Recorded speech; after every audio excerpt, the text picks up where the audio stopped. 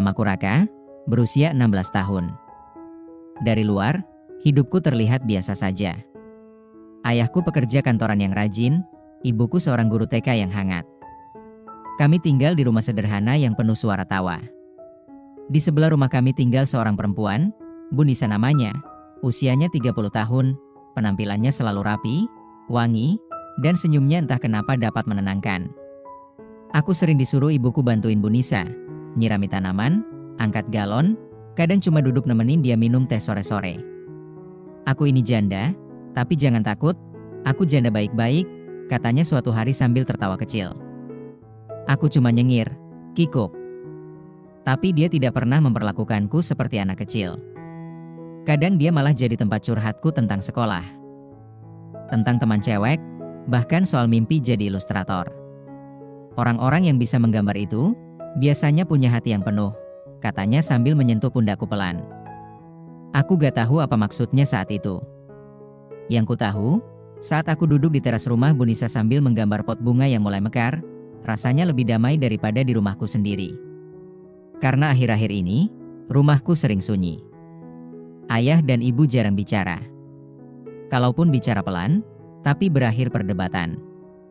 Aku pura-pura tidak melihat, pura-pura tak mendengar dan pura-pura semuanya baik-baik saja. Sore itu, saat aku menyelesaikan sketsa wajah Bu Nisa dari jauh, ibu keluar dari rumah. Matanya sembab. Ayah menyusulnya beberapa menit kemudian. Menutup pintu lebih keras dari biasanya. Aku menatap langit yang mulai berwarna jingga. Dan untuk pertama kalinya aku merasa bahwa dua rumah di sisi yang berbeda pagar ini akan berubah untuk selamanya. Dan ternyata benar, keesokan paginya, ibu pergi lebih awal dari biasanya. Tanpa sarapan, tanpa pamit. Ayah juga tidak pulang malam itu.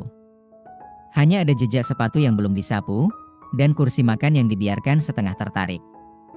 3 hari kemudian, semuanya menjadi jelas. Mereka berpisah, tanpa percekcokan hebat, tanpa suara pintu dibanting, yang ada hanya selembar surat dan 2 koper kosong. Ayah pindah ke Bandung. Ibu ke rumah nenekmu di Solo. Kalian bisa pilih sendiri, begitu isi suratnya. Kalian? Lucu. Seolah di rumah ini ada 2 orang. Aku tidak pilih keduanya.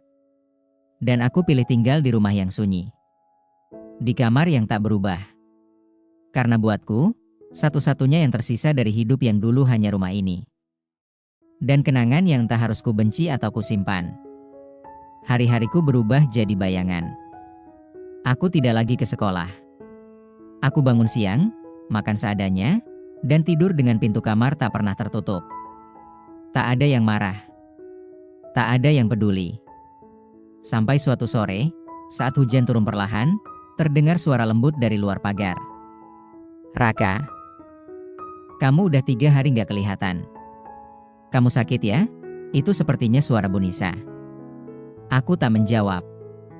Tapi 5 menit kemudian, dia sudah berdiri di depan pintu rumah.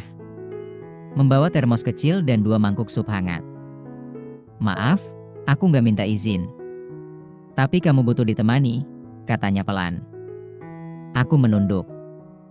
Tak bisa menahan air mata. Bukan karena rasa sedih yang mendalam.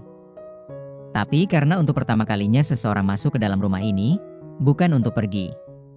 Tapi untuk tinggal, meskipun hanya sementara. Dan malam itu, aku tidak tidur di kamar. Aku tidur di sofa, di bawah selimut pinjaman. Dengan sisa-sisa harapan yang diam-diam mulai hidup kembali. Tapi aku belum tahu.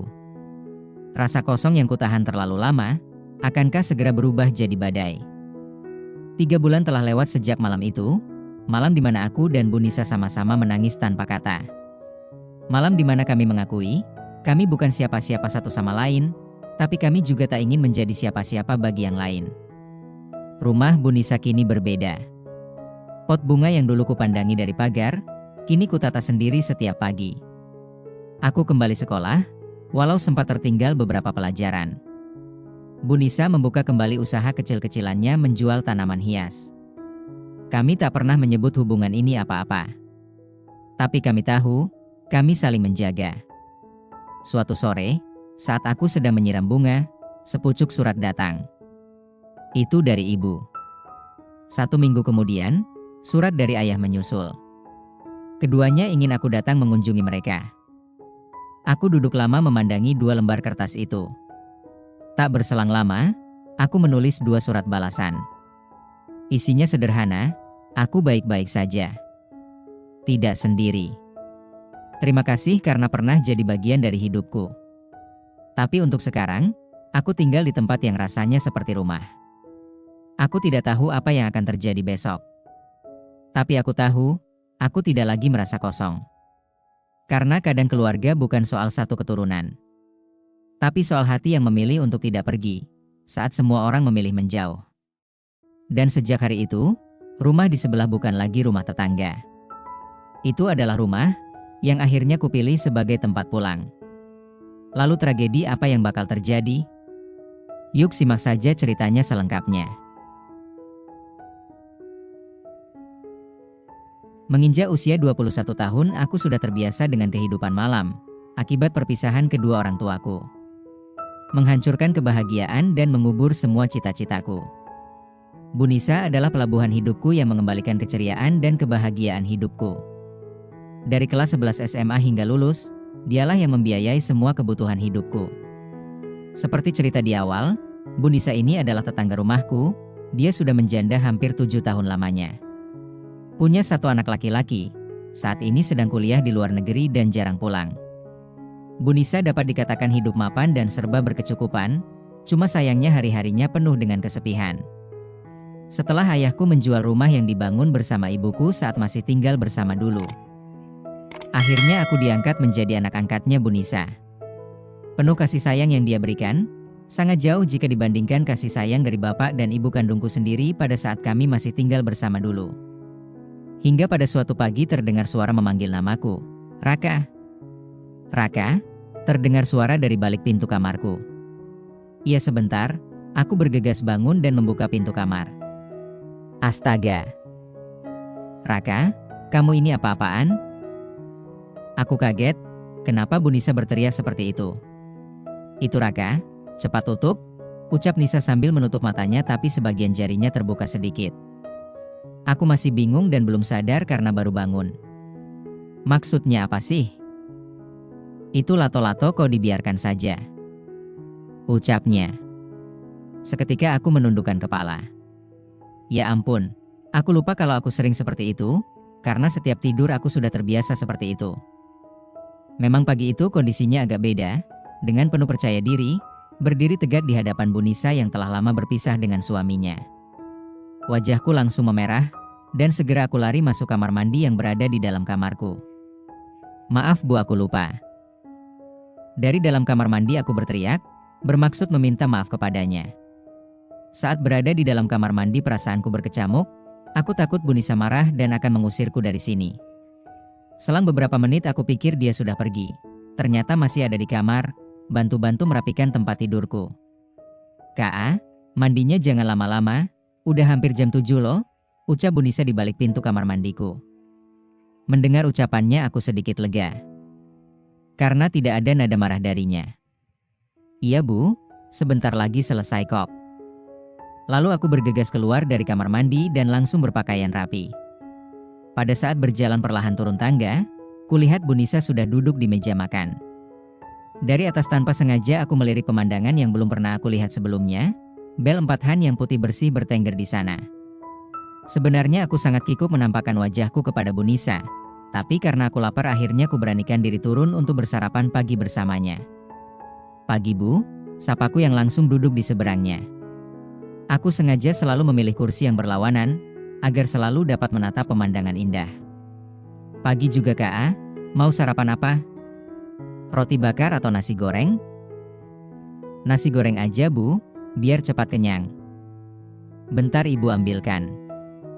Dia membungkuk mengambilkan nasi goreng, dan benar saja, pemandangan indah itu nampak jelas di pagi ini membersamai sarapan pagiku. Nampak sangat berbeda dan lebih terbuka, kayak disengaja. Loh, kok malah bengong? Ayo makan yang banyak. Ucapan Bu Nisa membuyarkan lamunanku. Oh iya Bu, makasih. Raka, kenapa kamu tampak grogi gini? Haduh, jangan-jangan Bu Nisa tahu apa yang sedang kurasakan. Akhirnya aku alihkan pembicaraan. Gak kenapa-kenapa kok Bu, Raka cuma mau minta maaf. Minta maaf soal apa? Ya soal pagi tadi itu Bu, Raka benar-benar gak sengaja. Oh alah soal itu tuh, Ibu sudah lupa kok. Tapi kalau boleh jujur sebenarnya masih terus menempel di mata Ibu.